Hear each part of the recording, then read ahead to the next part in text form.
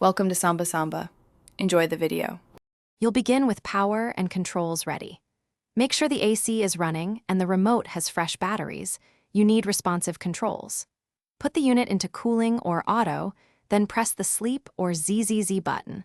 Look for an icon or LED change to confirm activation. Once done, set the base temperature 1-2 degrees higher than your usual night setting to avoid overcooling while saving energy. And make sure the display reflects the new target before moving on. Once sleep mode is active, customize how the unit behaves through the night. You can program a temperature ramp, often +1 degrees after the first hour and another +1 degrees after the next 1-2 hours, or pick a preset ramp option. This reduces cooling as you sleep. Make sure to set the fan to auto for quietest operation or low if you want steady airflow, and adjust louver swing for even distribution. Finally, enable a timer or schedule to finish, double-check all settings on the display or in the app so you don't wake to the wrong temperature.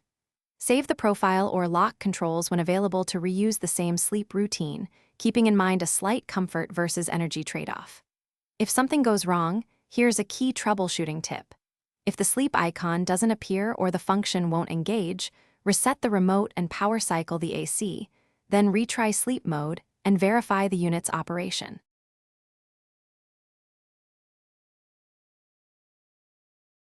Thanks for watching.